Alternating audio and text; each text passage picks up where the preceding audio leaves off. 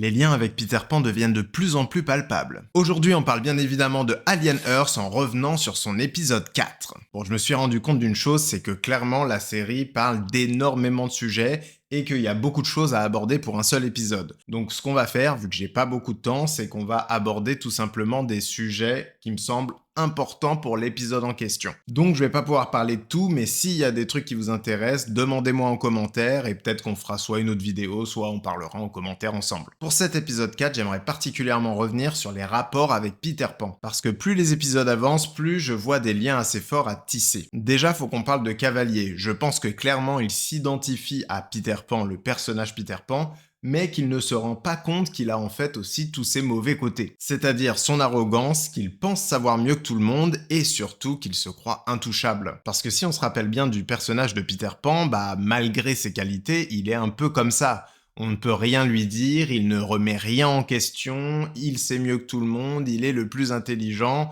même s'il le fait pas transparaître autant qu'un cavalier qui a l'arrogance vraiment très forte en plus. Rien à voir, mais il y a une scène avec Hermite, donc le frère de Wendy, avec tous les enfants, donc c'est la première fois qu'ils communiquent tous ensemble, et il leur enseigne un petit peu, la réalité de la chose, de ces 5 corporations qui dirigent le monde, et qu'est-ce qui s'est passé, quel était le monde d'avant.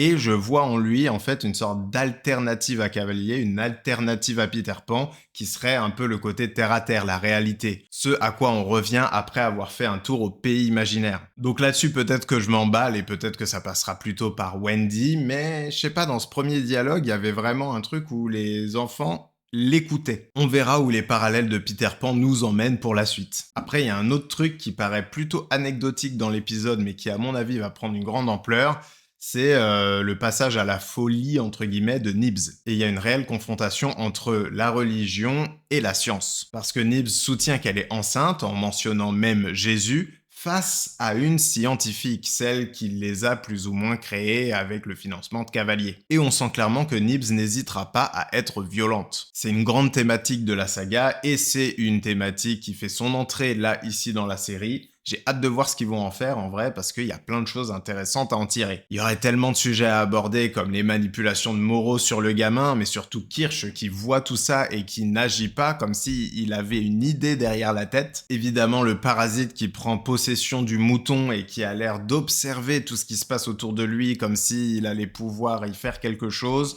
J'attends vraiment de voir comment ils vont traiter cette créature en fait. Bref, ce sera sûrement des sujets qu'on abordera dans les autres épisodes. Dites-moi ce que vous en pensez en commentaire et n'oubliez pas que tout ça ce n'est que mon avis. Faites-vous le vôtre. À bientôt!